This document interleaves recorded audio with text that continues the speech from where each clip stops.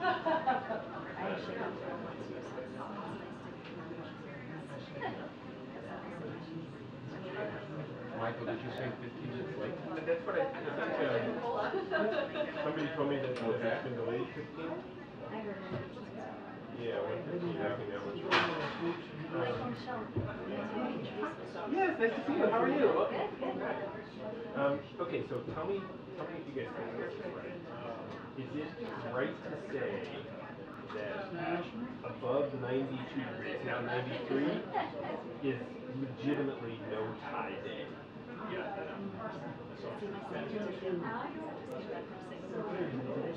So that it's that temperature all the time? So I think you're good though. You think I'm okay? I mean, I'm wearing white, so it's violating all those things.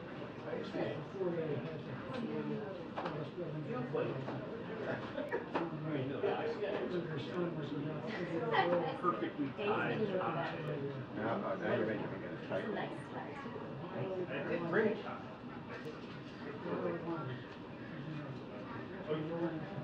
We're going into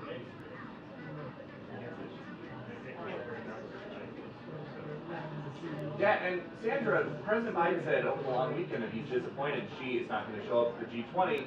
Folks that you talk to around here say the president really means it. He is disappointed. They had a nice meeting in Indonesia on the sidelines of the summit there, and then a couple months later, there are spy craft flying over the U.S. Things have not been so good. President Biden also said he's disappointed he's not going to the G20, but that he will see him.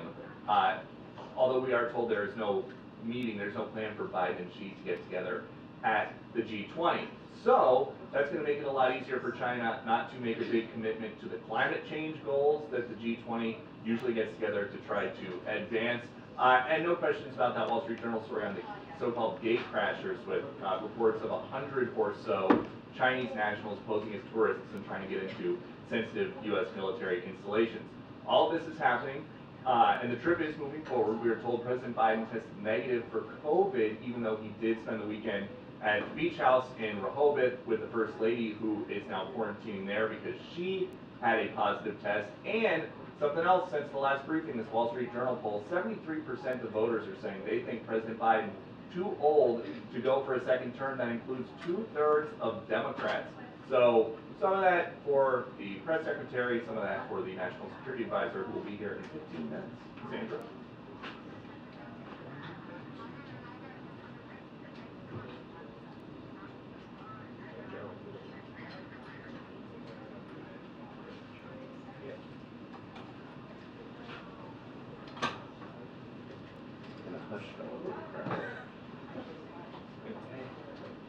Don't you find that always happens whenever you speak? I know, and like talking about stories that like, people hear. Hello, sir. How are you?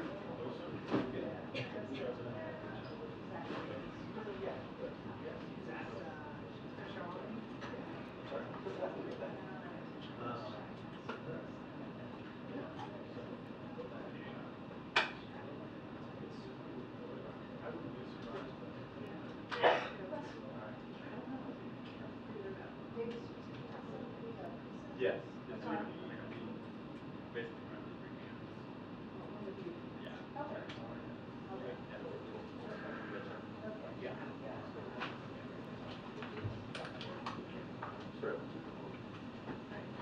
That's great.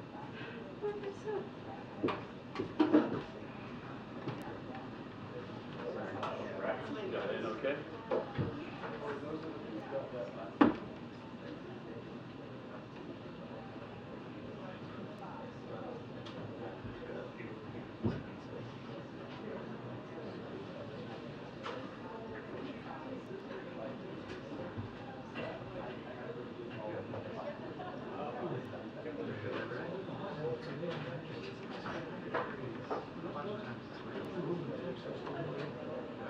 Oh.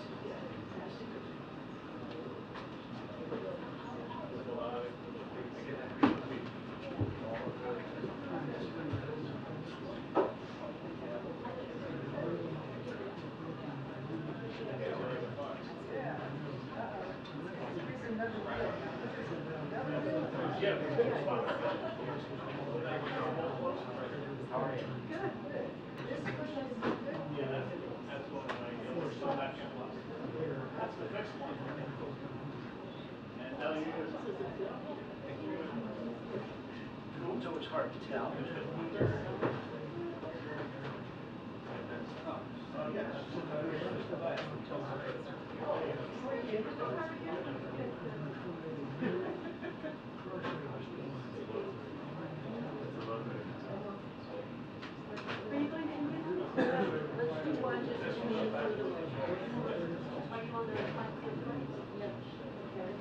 Your time's a little long.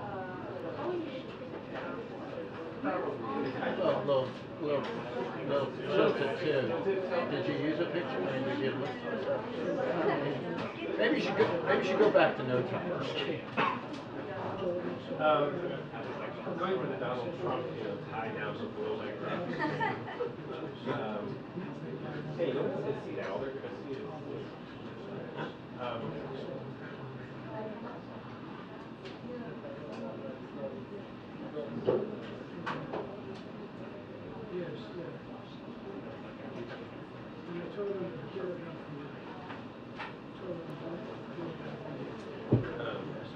so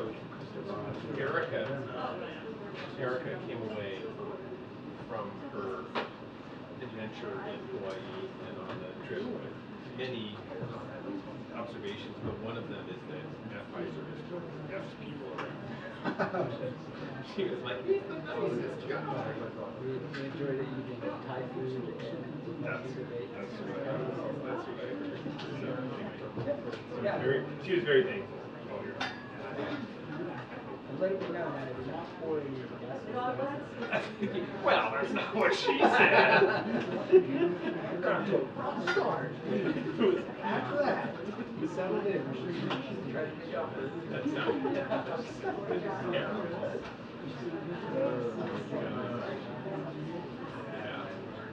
Yeah. Such a glorified, dignified job, isn't it?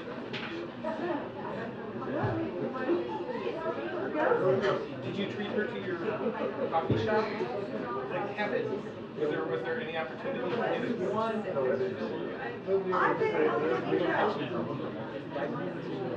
Yeah. Area, and I had been there the day before. So that was like the that was the first one.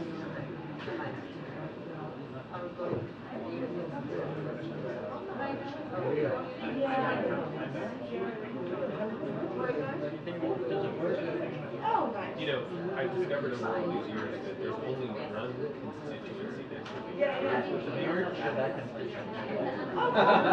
So my wife really likes it, and so I sort of like it's a student to keep it even She's it was like always like when someone asks her, there's always like a pause.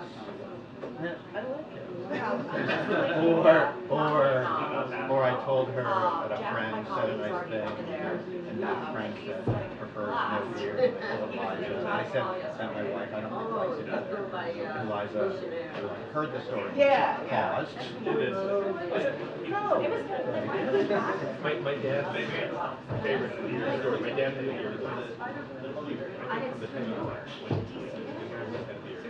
and about 20 years into his tenure as a member,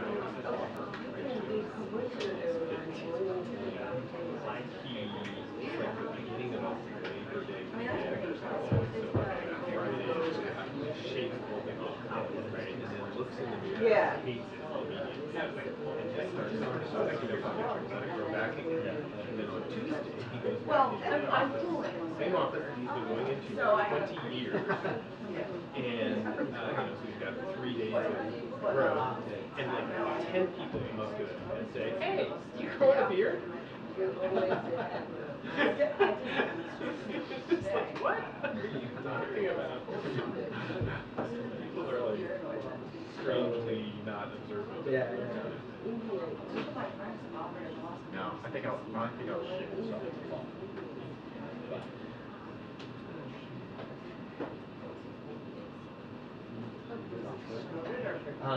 No. Nobody's doing it. Nobody's doing it. If they get COVID, it's going to be canceled.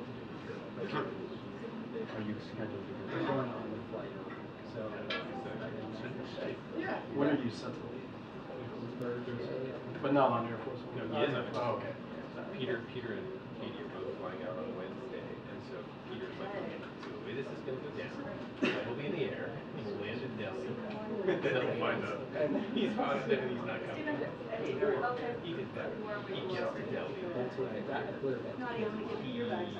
Sorry. He has positive, and then he has to quarantine for 8 days in Delhi, and I think everybody's there for 8 days. Oh, I get it. I'm getting drugs out for. So they're gonna give us the latest, like, right before on whether, it's COVID vaccine. Yeah, they'll say. I assume, Yeah. yeah. Yeah, or else they would assume they announced it. No, it's Thursday. Afternoon. Friday night. It's an overnight. Saturday. Yeah, like, early evening Thursday, it's been like, so late afternoon, early evening Friday. April and we stop over at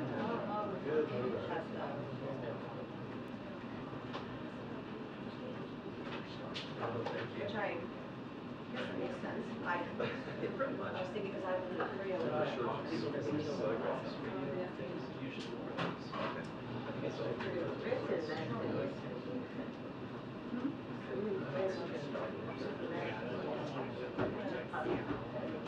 oh, yeah,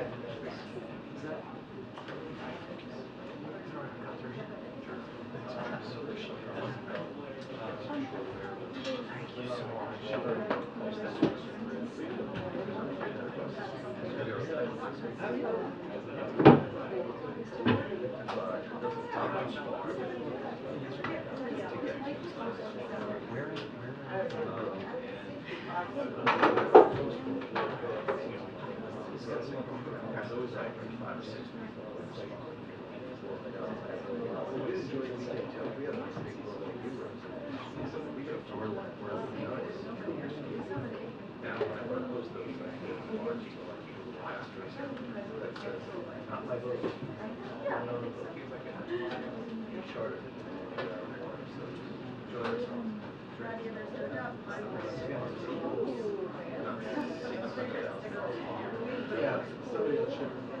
People think it's my vote.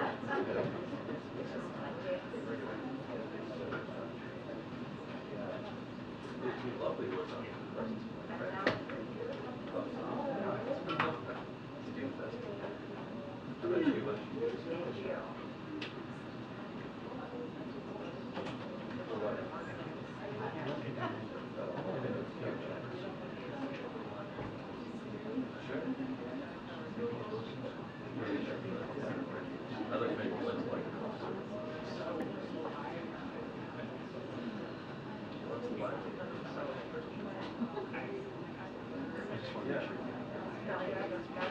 Right there. Nice. Yeah, I tried to.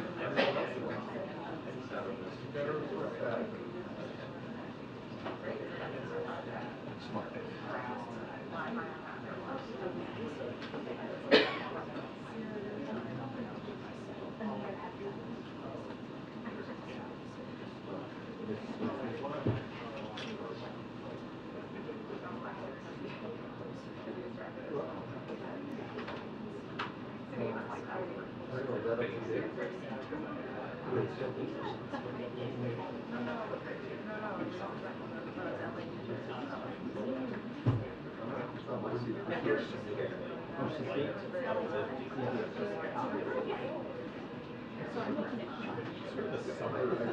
Summer wing kind of.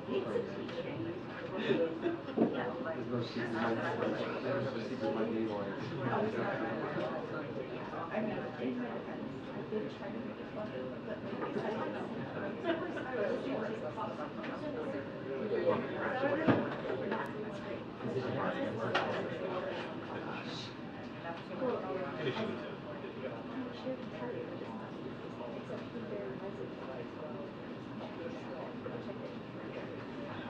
I can't think of it. That's Catherine Moran in her memoir said that whenever anybody asked, Yep, you're right. you know, what was going on, she just said, I'm on chapter 7 because that was middle of the road enough that nobody knew what to say, like whether that was good or bad or, you know, whatever. And so they were like, oh. It kind of works. It's kind of like, oh, okay, so you're making progress. Like if you said I'm only on chapter 1, then there'd be a whole discussion about like, you know, what's wrong. If you said you're on chapter 31, then they say, oh, take your case. Yeah, I get it. I mean, like chapter 7 is like,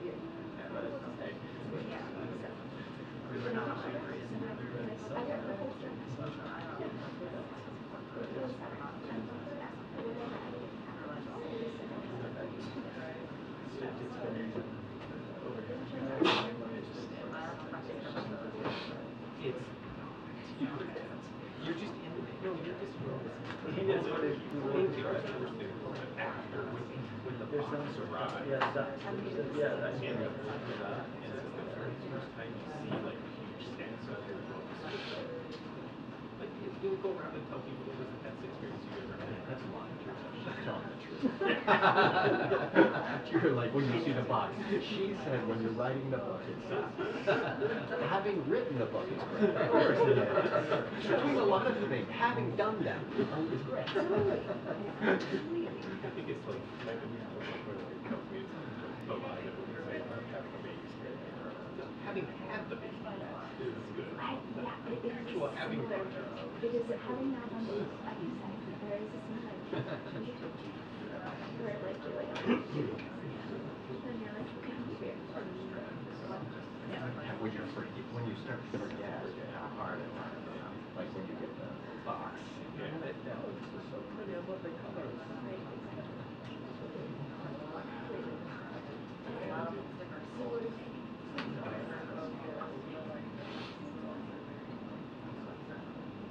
think it goes, you test positive. I think they fly. They fly. But they do short spots. So I get to go with time.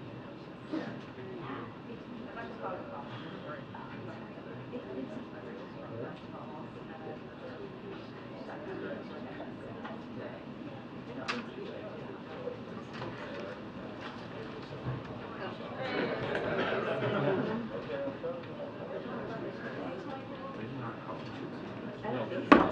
No, not. She right there. She about to come. She told me to hurry up and get through because she was about to come. The press briefing will begin in 2 minutes. The press briefing will begin in 2 minutes. Thank you.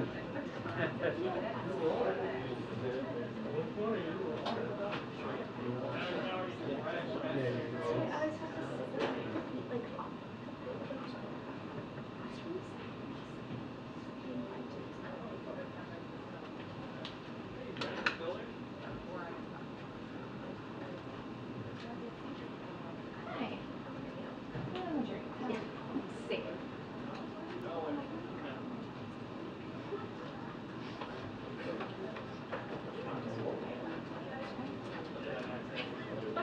TV correspondent on the planet. Totally. Can be like a Gen Z. Or the fuzzy one, they all click on their things on the YouTubes. Congratulations. Thank you. Oh yeah?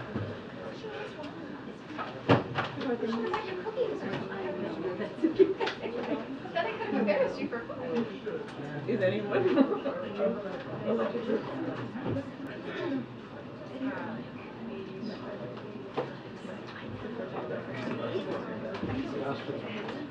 Okay, you work for society. I was like, you can join me in the shame club of having a Stella status. Like, unlike airline status, it makes you feel cool. The Stella status is just like, like, I'm up or back. But sometimes a couple times. I am too. Right? But I love the order. I say I hate the plane. I won't.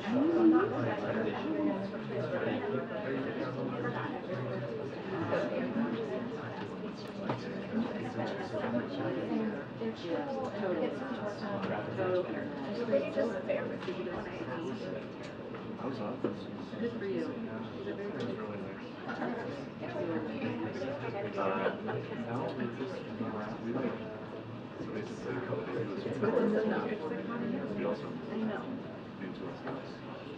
First time out. So we just, it was just 4 to 6 months old and furnishing. Yeah. That's great. Good for you. Good for you. That was what, yeah. My wife took it and then I took it after just so it's a little longer.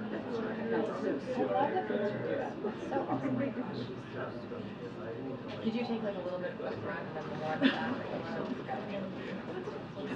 All right.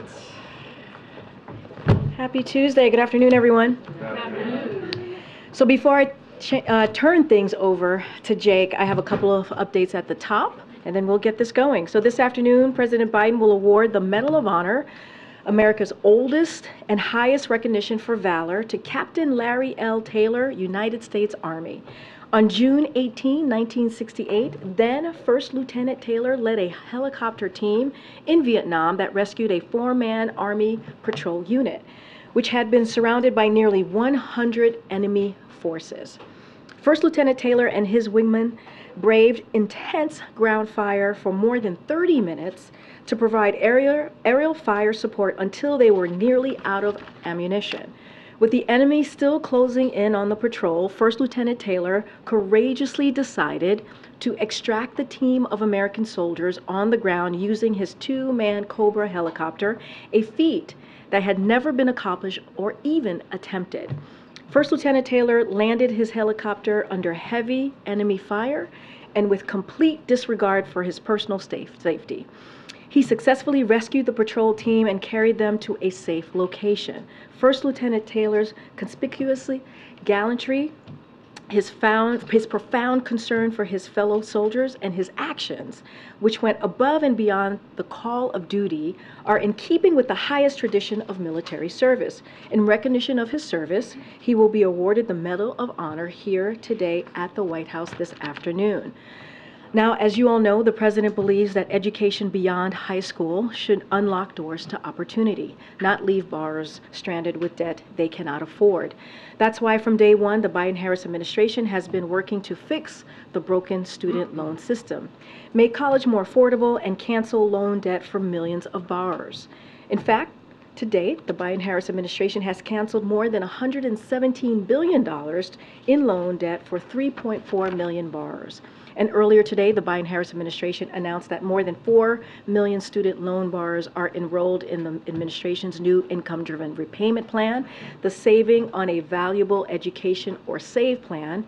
This includes those who were transitioned from the previous revised pay-as-you-earn or repay plan. SAVE is the most affordable repayment plan ever and will save millions of borrowers money on their monthly payments. Student borrowers can visit studentaid.gov/save to sign up today. The application takes less than 10 minutes to fill out for most. And finally, an update on the President and the First Lady since she tested positive for COVID-19 last night. I can tell you that the First Lady is experiencing mild symptoms and will remain in Delaware for the week. President Biden tested negative last night for COVID-19 and tested negative again today. He's not experiencing any symptoms.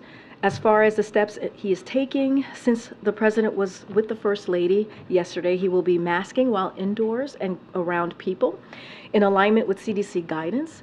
And as has been the practice in the past, the President will remove his mask when sufficiently distanced from others indoors and while outside as well. The CDC guidelines recommend a combination of masking, testing, and monitoring for symptoms. The President is doing all of that in close consultation with his physician.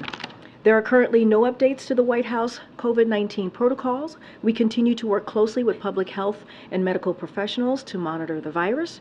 We're in our strongest position yet to fight COVID-19, and the virus is responsible for majority of fall and winter hospitalizations. As we head into the fall, we have more tools and systems available today to help communities this fall and winter season, including safe, updated vaccines that will be available mid-September, widely available at-home COVID test, widely available effective treatments, which can reduce the risk of severe illness, hospitalizations, and death. We will be encouraging, as I have said before, Americans to get their updated COVID-19 vaccine in addition to their annual flu shot and also RSV vaccines, as you all know. With that, thank you, Jake, for your patience. Jake is going to talk about the President's travel to India and any other foreign policy questions that you may have. The podium is yours. Thank you, Karine, and thanks to all of you for giving me the opportunity to be here today. And Karine mentioned my patience. I'm going to test your patience for a moment because I'd like to take a few minutes at the top just to set the scene for the President's upcoming trip to Delhi for the G20 and to Vietnam to elevate our partnership with Vietnam. On Thursday, the President will travel to New Delhi, India to attend the G20 Leaders Summit. On Friday, President Biden will participate in a bilateral meeting with Prime Minister Modi of the Republic of India. And on Saturday and Sunday, the President will participate in the official sessions of the G20 Summit. As the President heads to the G20, he's committed to working with emerging market partners to deliver big things together. That's what we believe the world will see in New Delhi this weekend. The United States' commitment to the G20 hasn't wavered, and we hope this G20 summit will show that the world's major economies can work together even in challenging times. So as we head into New Delhi, our focus is going to be on delivering for developing countries, making progress on key priorities for the American people, from climate to technology, and showing our commitment to the G20 as a forum that can actually, as I said before, deliver. And thanks to the leadership of Prime Minister Modi and India's presidency, we hope we'll be able to do all of those things. We're also looking forward to warmly welcoming the African Union as a permanent member of the G20, the newest permanent member. We believe that the African Union's voice will make the G20 stronger. Let me say a few more words stepping back about what the United States is bringing to the table as we head into this summit. Here at home, President Biden has worked to rebuild the American economy, as you've all heard him say, from the bottom up and the middle out, by making smart investments in the industries of the future while tackling climate change and empowering workers. And we believe that those investments are paying off. We think countries around the world, too, can benefit from a similar type of approach, and that we can help them as well by mobilizing investment to support them in tackling the challenges that they face. And that's one of our main focuses heading into the G20, delivering on an agenda of fundamentally reshaping and scaling up the multilateral development banks, especially the World Bank and the IMF. We know that these institutions are some of the most effective tools that we have for mobilizing transparent, high-quality investment into developing countries. And that's why the United States has championed the major effort that is currently underway to evolve these institutions so that they are up to the challenges of today and tomorrow.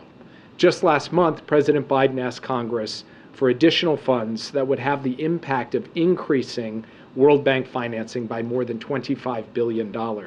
And we're working to make sure that other partners follow our lead. And at the G20, we've been leading an effort that we hope will see the G20 endorse this level of ambition and deliver a broader vision of multilateral development banks that are better, bigger, and more effective. President Biden will also be calling on G20 members as leaders in the global economy to provide meaningful debt relief so that low and middle income countries can regain their footing after years of extreme stress. He'll be clear that the United States expects real progress on ongoing cases by the World Bank and IMF annual meetings in Marrakesh next month, and he will be clear that we need all G20 members to be constructive and at the table with no exceptions. We'll also be making progress on other key priorities, from climate to health to digital technology, including commitments with respect to a more inclusive digital transformation and a responsible path and approach to AI development. In addition, we'll spotlight the progress that we've been making on the Partnership for Global Infrastructure Investment, or what we call PGI. We'll have some announcements that we're excited about. Now, we know that there'll be continued focus on how the G20 deals with Russia's illegal and ongoing war in Ukraine. The reality is that Russia's illegal war has had devastating social and economic consequences, and the poorest countries on the planet are bearing the brunt of that.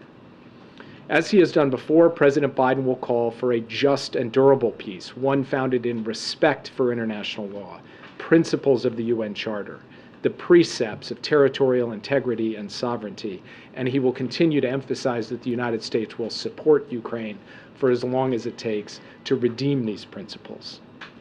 Last but not least, and this is important, you'll see that the United States will make it clear that we remain committed to the G20 as a critical forum for all of the major economies of the world to come together for global problem solving. At a moment when the international economy is suffering from historic and overlapping shocks, it's more important than ever that we have a working forum with the world's largest economies to deliver meaningful outcomes. So in a sign of that commitment, the United States is looking forward to hosting the G20 in 2026. Now, turning briefly to Vietnam. On September 10th, the President will travel to Vietnam to meet with the General Secretary and Vietnam's top leadership.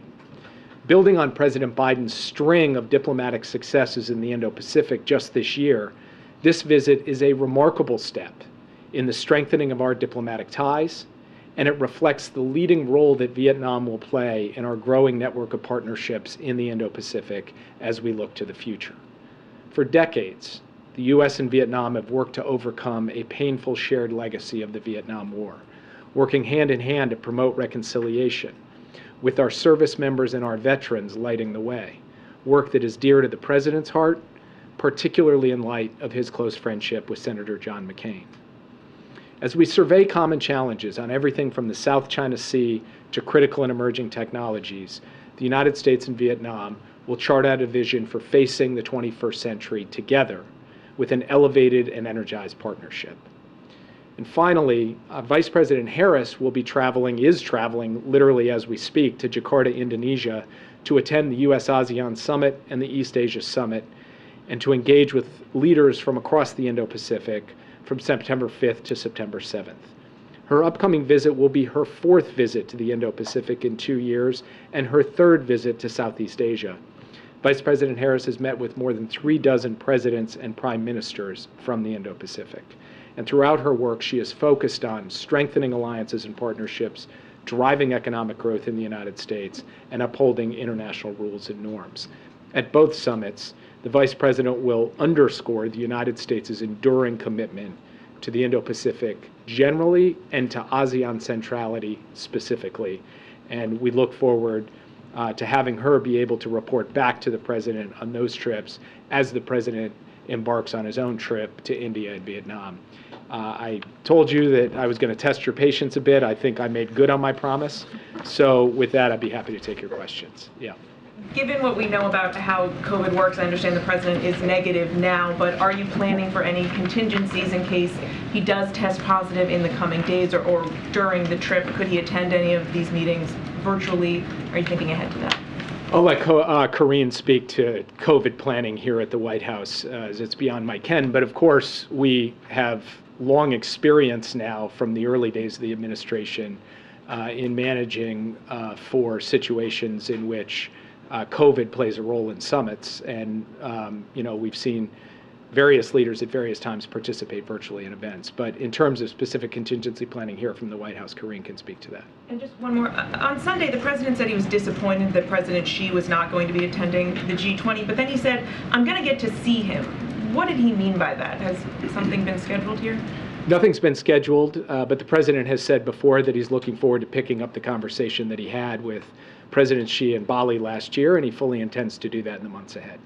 Yeah. Jake, thanks so much. Can you, just following up on that point, give us a sense of the timing? Do you think that that conversation might take place in the coming weeks, in the coming months? I can't give you a sense of timing today. Okay, and on North Korea, very quickly, there are obviously reports that Kim Jong-un could be poised to visit Russia. This comes as the White House has recently said arms negotiations between North Korea and Russia were, quote, actively advancing. What is the latest assessment of the state of play between those two countries? Well, actively advancing captures it well. Our current analysis is that discussions between North Korea and Russia with respect to North Korea providing military support to Russia for its war in Ukraine, that those discussions are actively advancing. Most recently, we saw the defense minister of Russia, Sergei Shoigu, make a trip to Pyongyang, in essence, to ask for weapons. And we also have information, as we have indicated publicly, that North Korea's leader, Kim Jong-un, has some expectation that those discussions will continue as we go forward, including leader-level discussions, perhaps even in-person leader-level discussions. Now, I can't get into all the details of what we know, but at the broad parameters, that is what we are seeing. Ongoing discussions and discussions where we have information that the leadership of North Korea sees this as potentially leading to leader-level engagement. And I would just add that we have been discussing publicly the possibility of North Korea supplying weapons to Russia for quite some time. And the reason why that there is such an intense effort on the part of Moscow to generate this kind of support from North Korea is that we have continued to squeeze Russia's defense industrial base, and they are now going about looking to whatever source they can find for things like artillery ammunition. That's what we see going on now, and we will continue to call it out, and we will continue to call on North Korea to abide by its public commitments not to supply weapons to Russia that will end up killing Ukrainians. And any indication they're listening to those very public warnings that you've mentioned? Over time, we have not seen them actively supply large amounts of munitions or other military capacity to Russia for the war in Ukraine. I cannot predict to you what will happen at the end of this. I can only say that the discussions have been actively advancing, and the Russians have imbued them with an increased intensity, as reflected in the fact that their defense minister, their number one guy in their defense establishment, actually got on a plane and flew to Pyongyang to try to push this forward. Yeah. Jake, just wanted to talk to you about G20 for a second, but just to follow up on North Korea, could we get a little bit more analysis of how you think this is benefiting the North Koreans or what they want out of this? Do you think that part of this has to do with them getting less than they want from their traditional patron in Beijing? Do you think that the U.S. has any leverage in terms of what it can do here in terms of either providing food aid to the North Koreans or ratcheting up sanctions? Where's the room for movement there? So I can't speculate on North Korea's motives. What I can say is this. Providing weapons to Russia for use on the battlefield to attack grain silos and the heating infrastructure of major cities as we head into winter, to try to conquer territory that belongs to another sovereign nation, this is not going to reflect well on North Korea, and they will pay a price for this in the international community. We have also imposed sanctions, specific targeted sanctions, to try to disrupt any effort to use North Korea as a conduit or as a source for weapons going to Russia. We did so as recently as mid-August. And we have continued to convey privately as well as publicly to the North Koreans and asked allies and partners to do the same, our view that they should abide by their publicly stated commitments that they're not going to provide these weapons.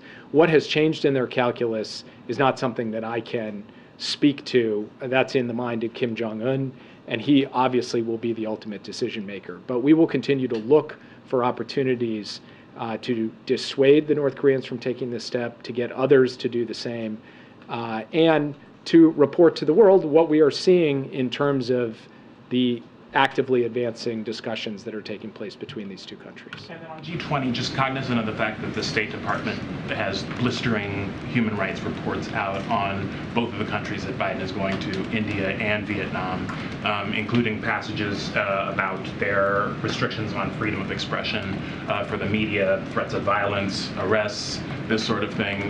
Is that something that the U.S. journalists who are traveling with Biden should expect? And are you taking any actions to ensure their safety ahead of that trip? Well, first of all, the ability of the American press traveling with President Biden to be able to go to the G20 and cover the G20 in an unencumbered way is something that has been a serious priority for this White House, for me personally, as recently as just this morning.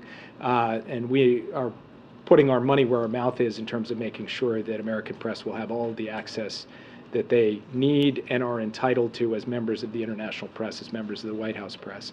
Secondly, President Biden himself has spoken to questions related to democracy and human rights as recently as the state visit earlier this year. The United States, our position on these issues is clear, is reflected in the statements of our president. It is, of course, reflected in the reports that you're referring to.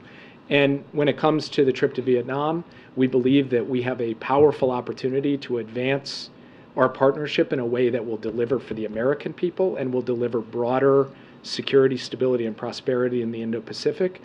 But we also always raise issues related to freedom of expression, freedom of religion, and other basic human rights that are at the core of the Universal Declaration of Human Rights. This trip will be no exception to that. Yeah. What does it say about the state of Russian supply lines that they're asking of all people, the North Koreans, for help? And is North Korea able to provide artillery and the things you were talking about at a volume that could have any kind of meaningful impact on the conflict? We have asked our intelligence community that second question. It is a good question. Our visibility into both the question of quantity of stocks and then, of course, quality of stocks is somewhat constrained. But it's something that we will continue to look at carefully. I think there is an open question about how much material and what the quality of the material is that could be provided if it were to be provided.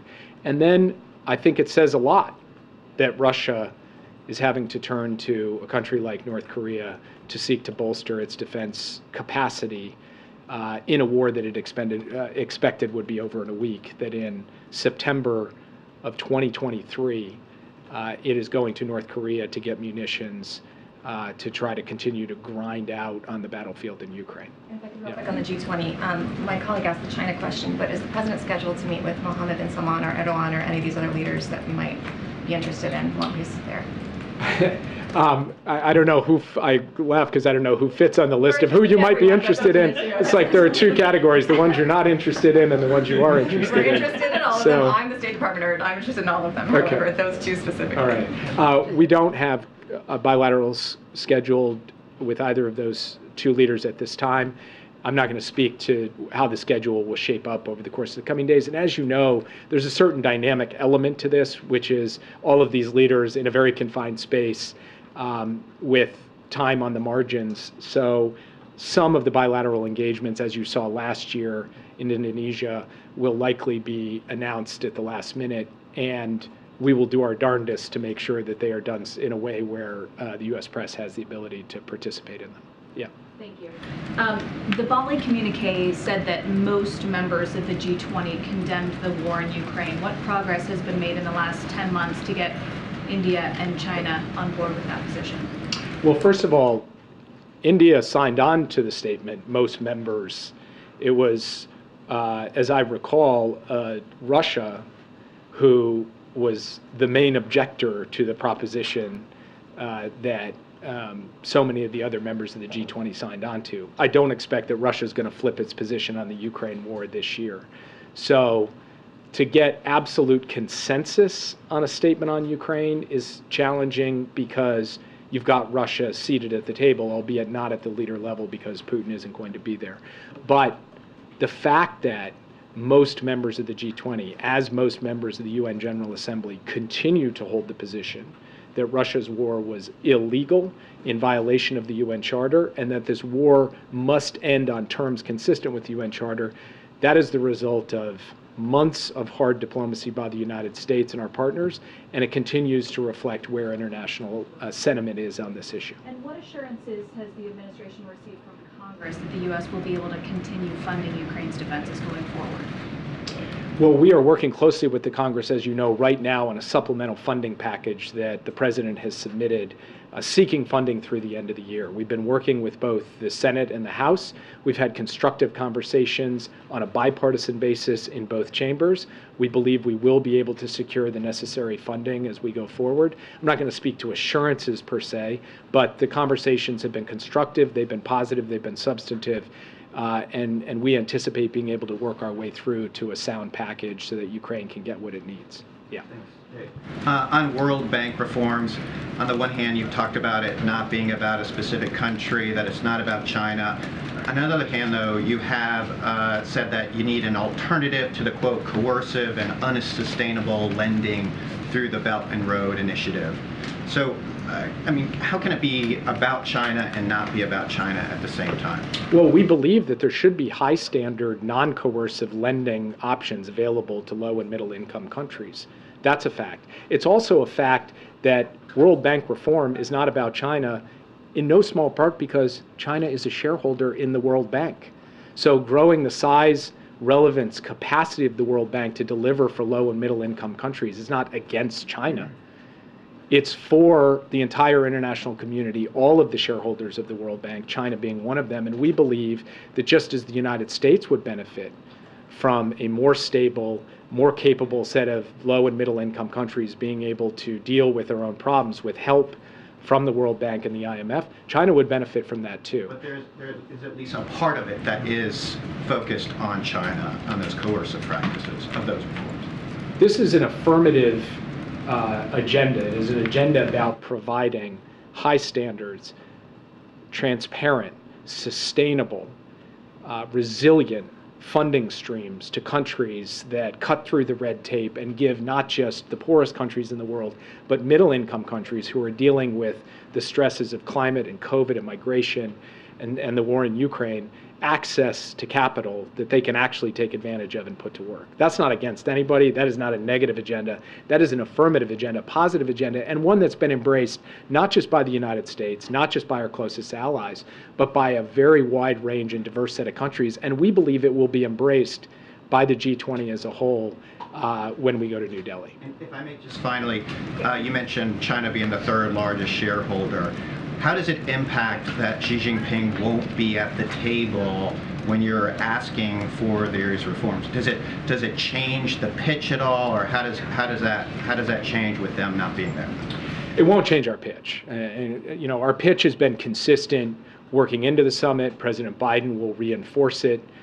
China will have representatives at the table, albeit not represented at the leader level, but the United States is going to put forward the same straightforward, in our view, clear-cut case for why this is so important. And more importantly, we'll also put on the table the fact that we are asking the Congress for financing to be able to make sure that the United States is not just talking the talk, but we're actually walking the walk. Yeah.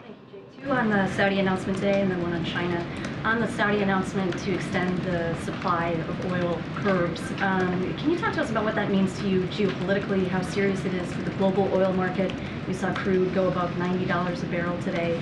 And then separately, does that up the ante for meeting with the Saudis at fora like the G20 where you want to do big things with EMs, as you mentioned?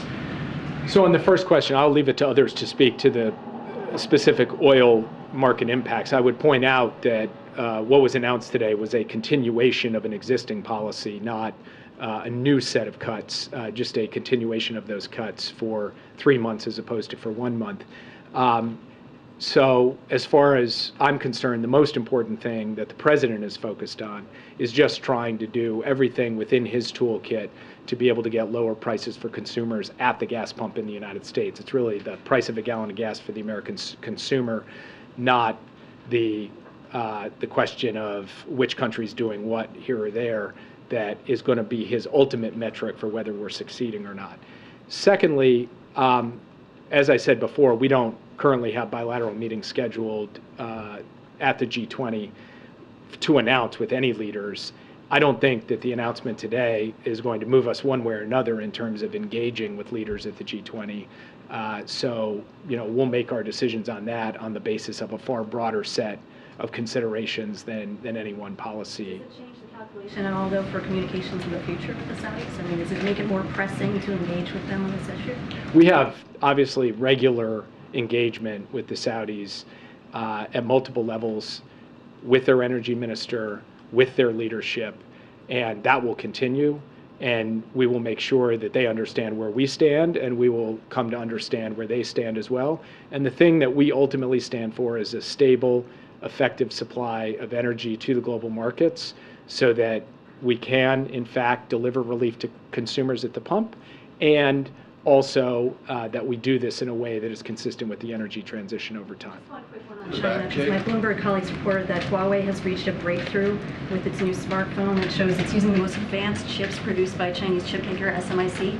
I'm wondering how concerned you are about this development, and does it prove that the U.S. export controls are failing, or that they're violating those export controls? I'm going to withhold comment on the particular chip in question until we get more information about precisely its character and composition. And from my perspective, though, what it tells us, regardless, is that the United States should continue on its course of a small yard, high fence set of technology restrictions focused narrowly on national security concerns, not on the broader question of commercial decoupling. That is where our emphasis has been. That's where it's going to continue, sort of regardless of the outcome. But in terms of characterizing the chip in question, that's something that we need to gain more information from before we make any definitive comments on it. Yeah. Thank you. Do you see the tension between India and China affecting cooperation, especially with the climate issue in the summit, and ultimately affecting the perhaps the results that could be achieved in this summit? And second, if you allow me, today Secretary Blinken spoke to both Israel Prime Minister and the Palestinian President. Shall we read into this as more than just a routine call and maybe a serious steps towards normalization between Israel and Saudi Arabia? And will the President meet with the Crown Prince on this summit? Thank you. I think I've answered your last question. With respect to Secretary Blinken's calls, I wouldn't describe them as run-of-the-mill or routine. He speaks with these leaders occasionally, but not every month. But it also does not portend any imminent breakthrough or action with respect to the question of normalization. It's an important moment for a check-in at a high level, and Secretary Blinken is well poised to do that given his relationships with both men and the central role that he is playing in efforts to explore whether in fact a broader normalization is possible. But beyond that, I won't characterize the call. As far as the question of tensions between India and China affecting the summit, really that's up to China. If China wants to come in and play the role of spoiler, of course that option is available to them. What I think the chair, India, will encourage them to do, what we, the United States, and every other member, virtually every other member of the G20 will do, is encourage them to come in a constructive way on climate, on multilateral development bank reform, on debt relief, on technology, and set aside the geopolitical questions and really focus on problem solving and delivering for the developing countries. Yeah. Thank you, Jake. I have two questions. Recently, North Korean Kim Jong-un said that it had tested tactical nuclear weapons by launching missiles. How is the U.S. analyzing this? The second question is, Russia Defense Minister Shoigu said that the North Korea-Russia maritime joint military exercises are possible. How are you concerned about this? We're staying in close consultation with both South Korea and Japan on the question of North Korea's advancing nuclear and missile capabilities. I don't have a specific comment on their most recent characterization. They're prone to making a lot of statements of a lot of different flavors. We're just studying each of their individual tests and making determinations about their capabilities accordingly. And then we're responding to that through increasingly tight and interconnected trilateral cooperation, as most recently evidenced in the President's summit with President Yoon and Prime Minister Kishida at Camp David. And then with respect to the comments by Shoigu on the military exercises, as far as I'm concerned, Russia looking to do more military exercises with North Korea, that's their business if they should choose to do so.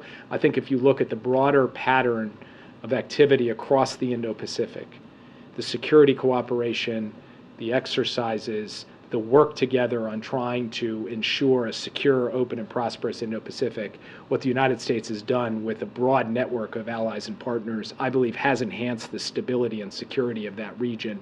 And the year 2023 has been a year of substantial progress in that regard, delivered by President Biden, from our relationship with India to Southeast Asia, to Australia, to the Pacific Islands, and then, of course, to Korea and Japan. So we're quite hopeful about the progress we have made in enhancing our own deterrent capability, our own security and prosperity, and we'll let other countries and the relationships they're developing speak for themselves. Yeah.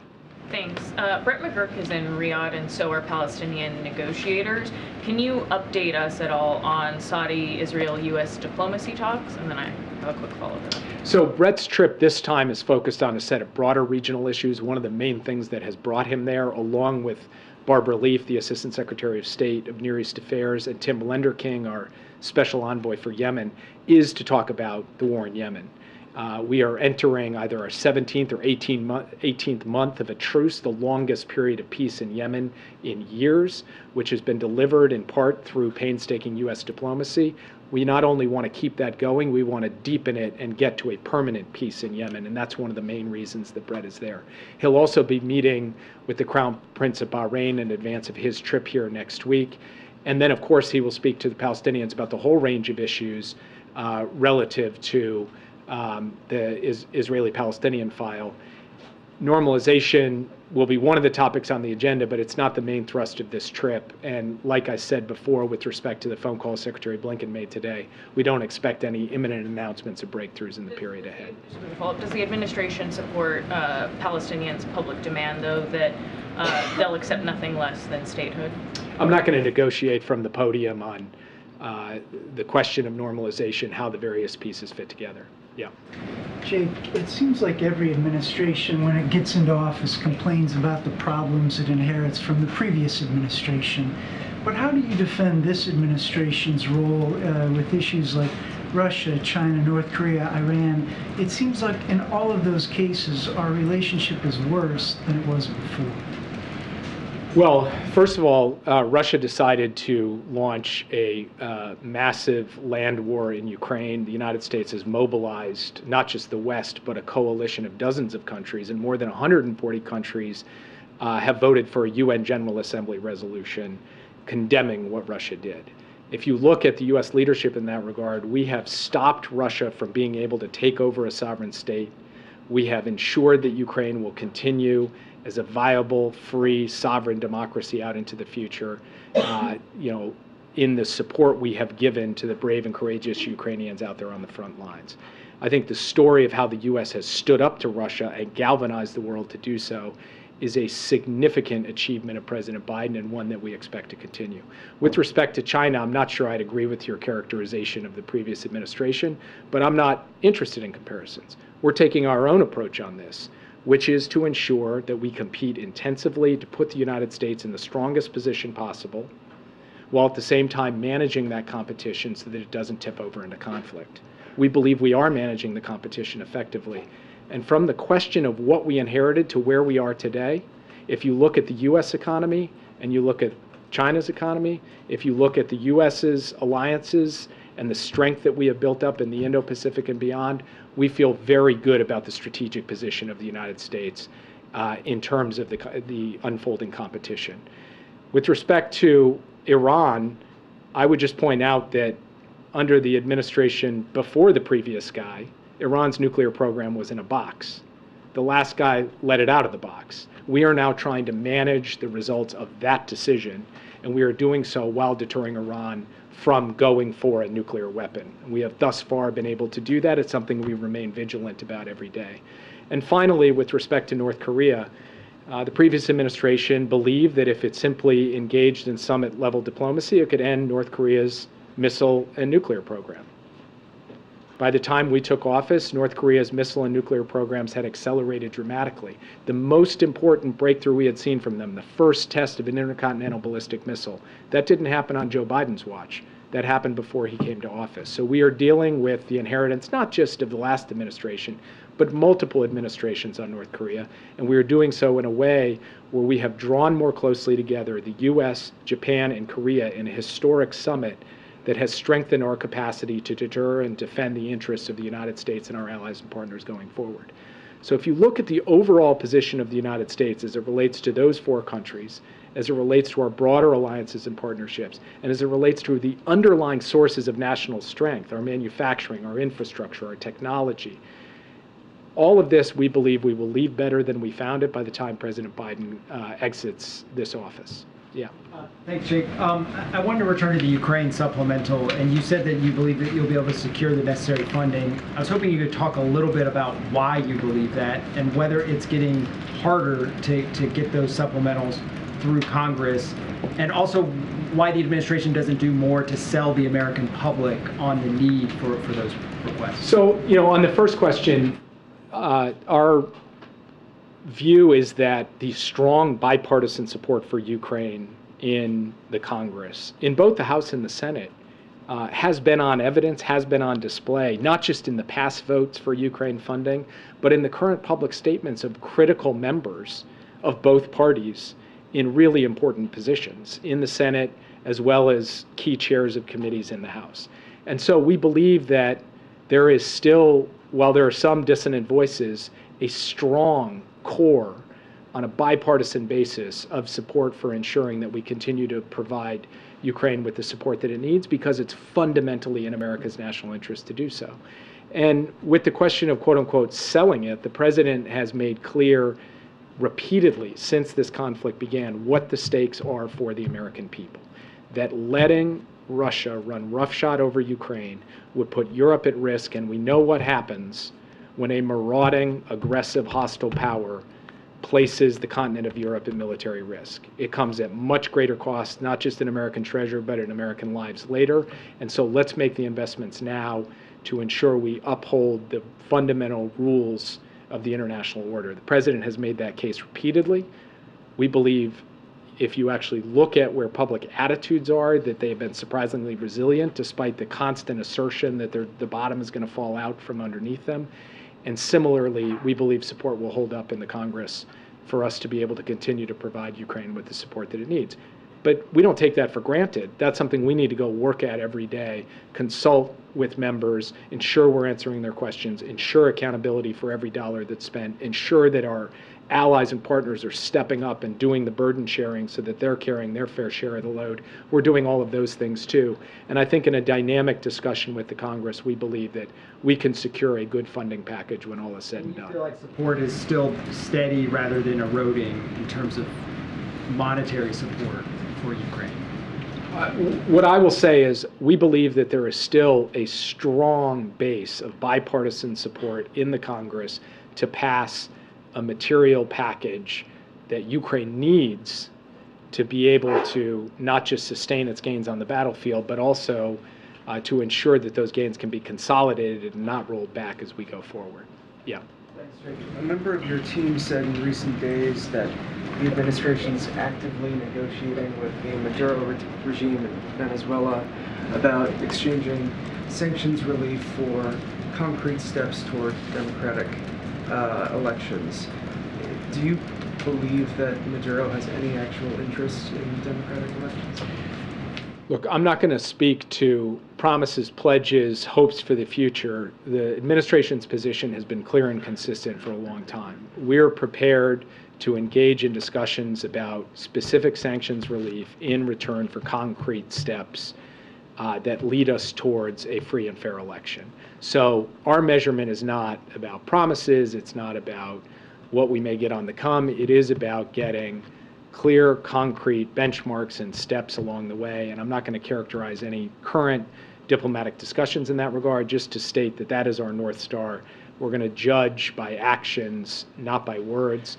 And that's how we approach our sanctions relief policy, not just with respect to Venezuela, but other countries as well. And yeah. Just on Haiti quickly, with the General Assembly coming up at the UN, what kind of priority of it is it, pardon me, for the administration to pass a resolution through the Security Council that would operationalize a multilateral force in Haiti? And what kind of force do you want to see? Do you want it to have the ability to actually go out front into the streets in Haiti and actually secure, key ports and bridges and stuff?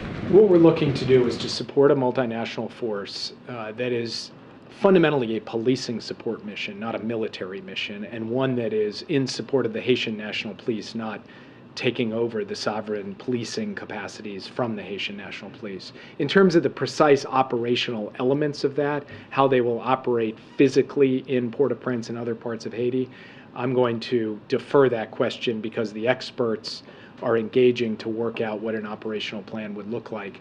In terms of New York, it is certainly our priority to get the necessary backing that we feel we need to build for a multinational force and to get the resources necessary. And we've said that we're willing to put forward a substantial investment to do that, and we're asking other countries to do the same. Last question. Given that you said bolstering the World Bank is not about countering China, in this country, credit card delinquencies have spiked, mortgage rates are through the roof, inflation remains a problem. Meanwhile, the federal deficit this year has almost tripled, and the president wants to increase funding to foreign nations through the World Bank. How is that fair to citizen in, say, Scranton? Look, I think citizens in Scranton recognize that problems that happen overseas don't stay overseas. They come here too, at great cost to working people. COVID came here from overseas. When there's massive debt or instability or conflict elsewhere, it has a drag on the global economy, and America is part of the global economy.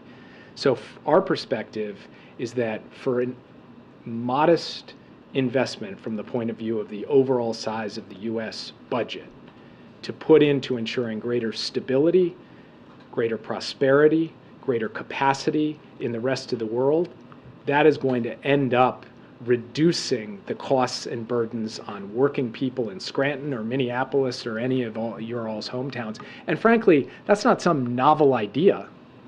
That has been a bipartisan commitment of the United States for decades. And even the last administration, the biggest skeptic of all of this, made investments in foreign aid because those investments are in the naked self-interest of the United States as well as being the right thing to do. Thank you, guys. Thank you so much, Jake. Thank you, Jake. I just have two things, and then we have a few minutes to take a couple more questions. The first one, I actually don't see her in here. It's April Ryan's birthday. I thought she was going to be here. She's not here. Happy 21st birthday, April.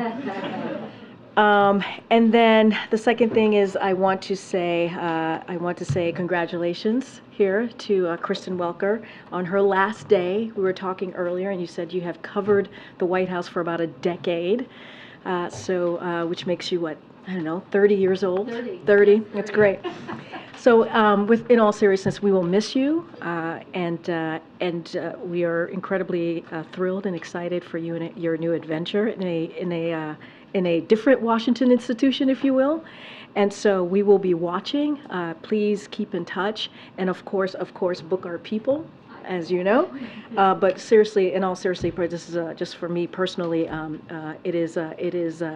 It has been a joy working with you, and I am so thrilled to have you, to see you in this new role that is going to, I think, little girls and boys are going to watch you and hopefully be inspired by everything that you do every Sunday. So as they have been these past 10 years. So thank you. An incredible honor to cover this administration, the White House for the past decade. So thank you for that. I really appreciate it.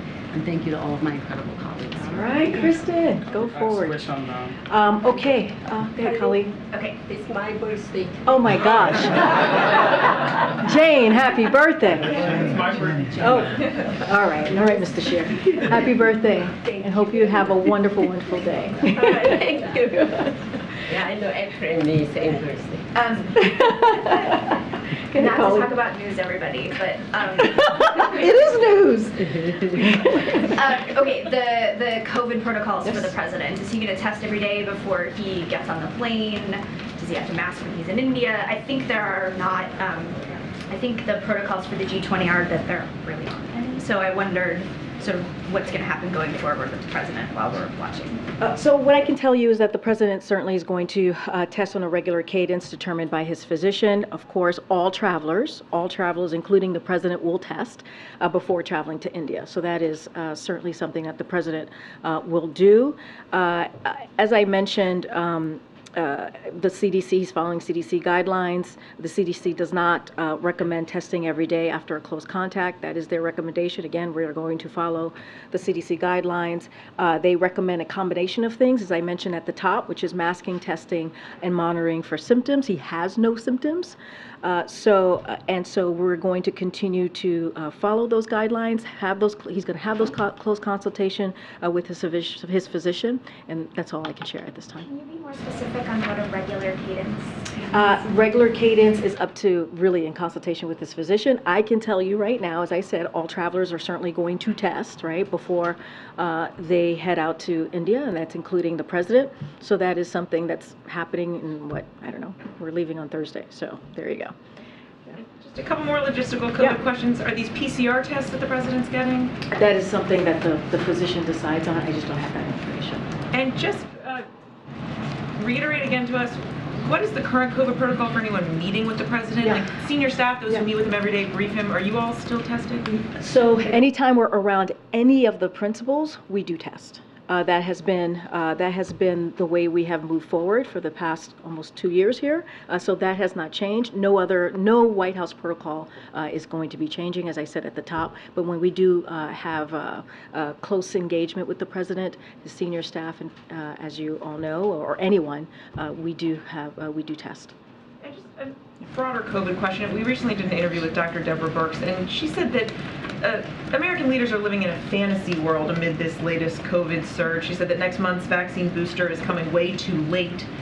What's your response to that assessment, which she shares with some other experts as well? I mean, are you confident that you are as prepared as you can be and that this booster is going to work? Well, look, we know that we have made historic progress in this nation in this ability to manage COVID, right? In a way that's no longer meaningful in disrupting our daily lives, right? And that is because of the work that this president has done, of the work that this administration has done. And we actually believe we are in a better place than we have ever been to deal with COVID. And that's because we have tools in our tool belt, right? We have we're going to have those mid-September vaccines, which is going to be incredibly important. We have these home at-home tests, which is absolutely important. We have these treatments that we know are effective, so that we can reduce severe illness, we can reduce hospitalization, and we can reduce death. So look, we listen to the experts, the scientists. That's what we do here, and we're going to be continuously working with them, certainly in coordination. CDC and FDA announced these midterm. Why I keep saying that? These mid-September, yowzer! These mid-September. It passed. It passed. So I'm safe. Anyway, so these mid-September vaccines, which are going to be incredibly, we believe, important. If it's also done, let's not forget, the flu vaccine and also the RSV vaccine. All of those things are important, and this is something that the president had made sure that that is available. We feel, again, we are in a very good position to deal with COVID-19 in the fall, and we're going to continue to listen to the experts as we move forward. And just one more. Jake noted, obviously you have some experience on attending summits virtually if need be, but when you look ahead to what the next week looks like and could look like, are you actually thinking logistically through this? Should the president, were he to test positive, halfway there, or I'm just not going to get ahead of that. What I can say right now is that we do not have any changes to any updates or changes to his travel.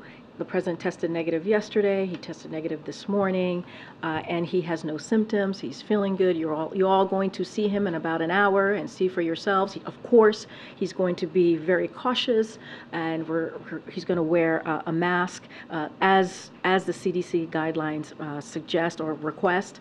And so, that's how we're going to move forward. We just don't have any updates and changes. I'm just going to repeat what my colleague Jake said, is that of course we know how to move forward in these situations, but again, we feel we don't have any updates in any schedule, and the president's feeling fine, and we're going to move forward. On COVID, just to follow on that, the president did have a bit of a cough yesterday during his speech. I'm just wondering if he had any other symptoms or if there's any concern around that. No symptoms at all that would be related to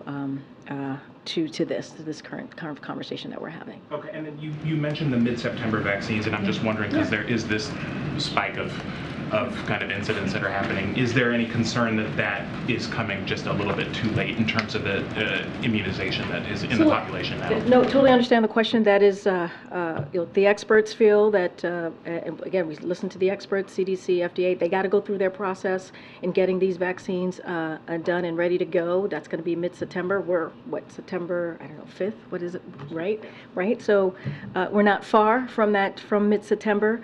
And we're going to do our job as we do every time when it comes to new vaccine or anything, any of the tools that are out there. We're going to make sure that we encourage Americans to get those vaccines. We know that these vaccines work, right? We know when people stay up to date with their vaccine, that works.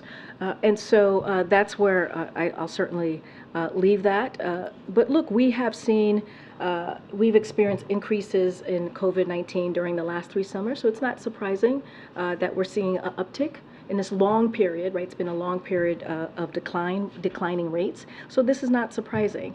But again, we're going to make sure that when these mid-September vaccines are available, that we're certainly going to let folks know and give them the information that they need, and also remind them to take your flu vaccine and also RSV shots. All 3 are going to be key and critical as we get into the fall. Go ahead, Joey. Yeah, if President Biden does test positive for COVID in the coming days, we can assume he's not going to travel to India. I'm just not going to get into hypotheticals. I'm really not. There's no updates to his schedule. That's where we are right now. He tested negative last night. He tested negative today. That's what matters. He's not having any symptoms. I'm just not going to get into hypotheticals. Good, Karen. Just a quick follow, and then I want to do another topic if I can. So when should we expect the next test update from you? You said the CDC is saying not every day, but he's doing it based on doctors' recommendations. Would he get tested tomorrow and then again on Thursday before leaving? Look, this is something, this regular cadence is going to be up to his physician, a close consultation with his physician. As I just mentioned, all travelers, including the president, is going to get tested before we go to India. We leave for India on Thursday. Today is Tuesday. I don't have anything else further to share. We just shared with you that he tested clearly last night, and today. That is up to the physician. We are going to continue to follow, as well as the president, CDC guidance. On the UAW possible strike, the president said yesterday when he was asked if he was worried about it, he said, no, I'm not worried about a strike until it happens. I don't think it's going to happen. The head of the UAW said he must know something we don't know. Why is the president confident a strike will not happen? I mean, as you know, Karen, as someone who's followed this president very closely for some time now, he's optimistic. He is an optimistic person, and he's going to continue to remain optimistic as these negotiations continue, and that it will result in a win-win. And remember, this is a president that believes in collective bargaining. He believes on both sides coming to the table, and that with the UAW being at the heart of an electric vehicle future made in America with good-paying union jobs, we believe this is a win-win, right? We believe this is incredibly important, and so we believe as well auto workers should get the wages and benefits they deserve. This is a president that has been very consistent and has been has said that over the last 2 years. So he's optimistic that both sides are going to come to the table and come to an agreement, as we've seen with other situations where there was collective bargaining, where both sides came in good faith and resulted in a good outcome. And so he's going to remain optimistic. He believes again in collective bargaining, and that's what we hope to see, that both sides continue to have that conversation. Updated on the latest on the negotiations. So as I mentioned, I think I mentioned this, and you all know this. I think you've reported on this. Gene Sperling has played the lead on having those discussions, as well as Julie Su. So we've been having conversations, and so he's updated by Julie Su, and also White House senior staffers here, including Gene, and so that's how he's staying up to date. Oh, of course I should. Go ahead. Appreciate it. Sure. One quick one on COVID. When the boosters are available, can we expect that the President and First Lady will get them? Will they do that publicly as they have in the past? So I can't speak to a schedule, but yes, you can expect that both of them will get their updated vaccines, like all Americans who are eligible should do so. Okay. And then on the potential government shutdown, I understand that the action is largely on the Hill right now, but how does the President see his role in trying to avert a government shutdown at this point? So look, and I've said this over and over again, and I'll continue to say this, there is no reason for Congress to shut down the government. Absolutely none. They should keep their word, and they should do their job, which is keeping the government open. And we have to. It is critical. It is important. We just heard from the National Security Advisor, right? It is important to fund these incredibly vital programs that American people need, and also our troops' needs and emergency needs that we have. And so there should not be a reason to shut down the government. We believe Congress should do their job. It is their job. It is their job to get this done. Has the president had any conversations about this in recent days? Can we expect him to? Will you read some of those out if he does? So I can't speak to any conversations that he's had. You know, many of these conversations that the president has, we try to keep them private. I can say, and you've heard from Jake. He said that there's been extensive conversation on the supplemental, specifically to Ukraine, on both the House and the Senate side, and how we truly want to see this continue to be a bipartisan effort moving forward. And just more broadly, as you're asking me about the budget, look, you've heard me say that OMB Director Shalonda Young has been very much involved in these conversations. Our Legislative Affairs Office has been very much engaged in those conversations, and that's certainly going to continue, because it is crucial and it is important that we continue to fund these vital programs. Just very quickly, finally, Karine, there's been public reporting that he would support a short-term CR, but is that in fact the case, that he would sign a short-term CR if that came? So look, we believe that it is going to be up to them, right, up to Congress, what they decide to do. So I'll certainly defer to them. But look, again, the government should not be shut down. It should be funded, these vital and critical programs that American people need. I'm not going to, look, I'll say this. It's clear, because the fiscal year is coming to an end, that Congress will need to pass a short-term continuing resolution to keep the government running. That is clear. That is where we are right now. And I think I've said this before, OMB has provided technical assistance. I talked about this last week, to ensure there are no disruptions to impact programs the American people rely on. As far as how long this should go, or I would have to refer to Congress on that specific thing. Go ahead. Thank you, Karine. President Biden is the oldest president in U.S. history. Why does White House staff treat him like a baby? No one treats the President of the United States, the Commander-in-Chief, like a baby. So there's this book that says, that's ridiculous. When staff walked back what sounded like a call for regime change in Russia, the president, quote, rather than owning his failure, he fumed to friends about how he was treated like a toddler. Was John Kennedy ever babied like that? So look, I'll say this.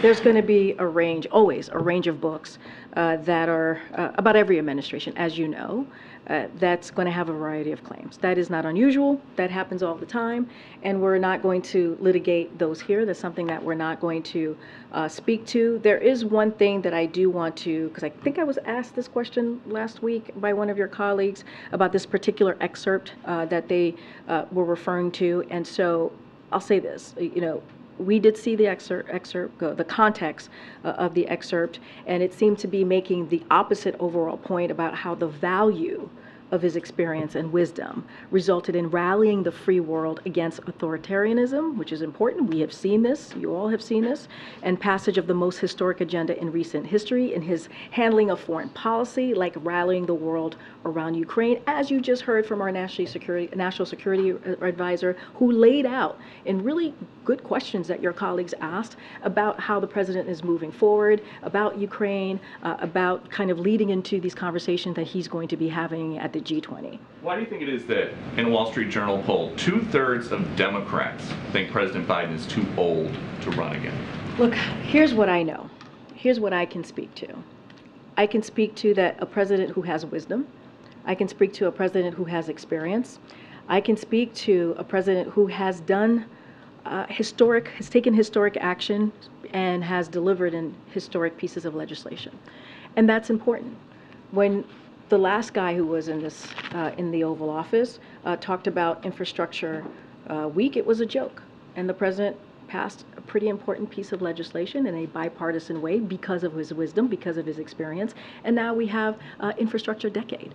And it doesn't stop there. It starts, last week we talked about how the president beat Big Pharma, something that elected officials and politicians have been trying to do for 33 years, and he's been able to do that. And we introduced the first tranche, the first 10 drugs that Medicare can now negotiate on, right? And it's going to save money for our seniors, for Americans across the country. The gentleman that introduced the president, Stephen, who's 71 years old, paying $16,000 a month. $16,000 a month just to stay alive because he had cancer and diabetes. And he cannot retire because he has to pay $16,000 a month. And because of the work that this president has done, he doesn't have to do that anymore.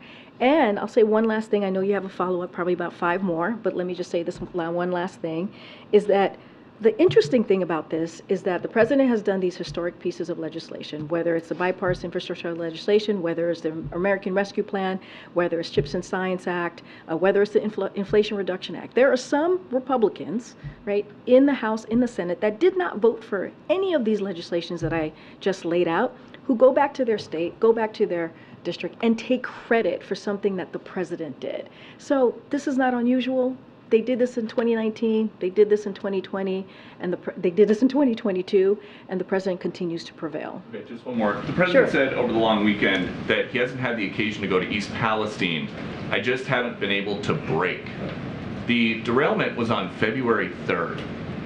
President Biden has not had a break since February 3rd. The president will go to East Palestine. He promised that he would, and he will.